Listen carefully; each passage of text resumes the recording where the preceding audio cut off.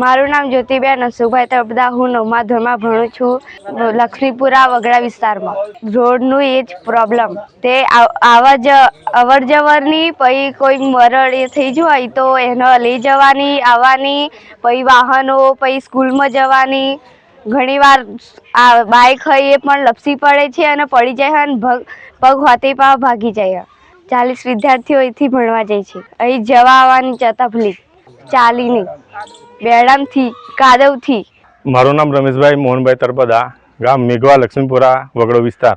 સાહેબ, લક્ષ્મીપુરામાં છેલ્લા 25-30 વર્ષથી રસ્તાનો પ્રોબ્લેમ ચાલે છે. અમારે ઓછામાં ઓછા 100-150 છોકરાઓ અમારા બનનારા છે. ફરી સગર્ભા સ્ત્રીઓ કોઈક મરણ થાય છે તો અમારે ટ્રેક્ટરમાં કાઢવું પડે છે. ચાલવાની કોઈ શક્યતા કે ચાલવાની કોઈ પોઝિશન નહીં એવો રસ્તો છે. અને આ રજૂઆત સાહેબ અમે 25-30 વર્ષથી છેલ્લા પંચાયતમાં કરેલી છે. ધારાસભ્ય શ્રી ગોવિંદભાઈ રૈજીભાઈને પણ આ મને રજૂઆત કરેલી છે, પણ આનો કોઈ ઉકેલ સાહેબ અમને આપતા નથી. અને અમને બહુ તકલીફ, ઘણી બધી તકલીફ રસ્તાની છે.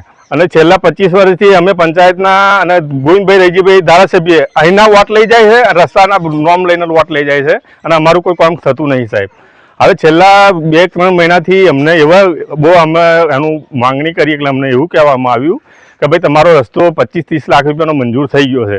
હવે એ વાતના સાહેબ ઓછામાં ઓછા 6 મહિના થયા છે, પણ હજુ એનું કોઈ અમને જવાબ સીધો મળ્યો નથી કે 25-30 લાખ પાક્યા છે તો ગયા કંઈ.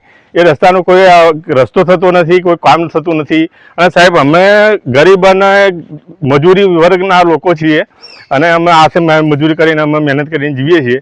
તો અમારે આટલી બધી તકલીફ હતી, એના કારણે સાહેબ અમે ઘર દીઠ 1000 રૂપિયા ઉઘરાવી અને 50,000 ભેગા કરીને 50,000નું અમારા ખર્ચે સાહેબ આ રસ્તામાં નાખેલું છે થોડુંક. તો અત્યારે પોઝિશન એવી છે કે જવાની કોઈ શક્યતા, કોઈ જવાય એવી કન્ડિશન જ નથી સાહેબ. એવી અમે બહુ તકલીફમાં આવી ગયેલા છીએ. રજૂઆત સાહેબ અમે પંચાયતમાં 5-6 વાકો તો સાચું પંચાયતમાં કરેલી છે. ધારાસભ્ય ગોવિંદભાઈ રૈજીભાઈના ઘરે જઈને અમે પણ રજૂઆત કરેલી છે, પણ આનો કોઈ અમને જવાબ સીધો મળ્યો નથી સાહેબ. અંદાજે 1 કિલોમીટરનો રસ્તો છે. આ અમને દમા રોડ ના બને તો અમને આરસીસી બની આપે છે, તો અમને કોઈ વાંધો નથી સાહેબ. અમને જો માંગણી અમારી સંતોષવામાં નહીં આવે તો અમે પહેલાં તો 200 થી 250 વોટ અમારા એના છે. તો પહેલાં તો પંચાયતની ચૂંટણીનો જે ચૂંટણીના જે વોટ આપવાના છે એનો બહિષ્કાર અમે કરવાના છીએ. વત્તા ધારાસભ્યની કોઈ ચૂંટણી આવશે તો એનો અમે બહિષ્કાર કરીશું, અને ઉગ્ર આંદોલન અમે પંચાયતમાં જઈને હવે કરવાના છીએ, કારણ કે હવે થાકી ગયા છે સાહેબ.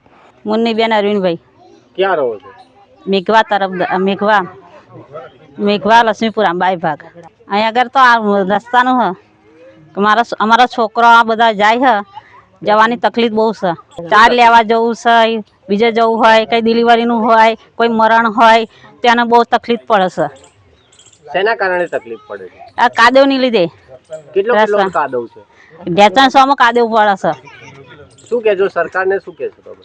સરકારમાં એટલી વિનંતી છે કે આટલો રોડ બન્યા તો બહુ સારું કહેવાય.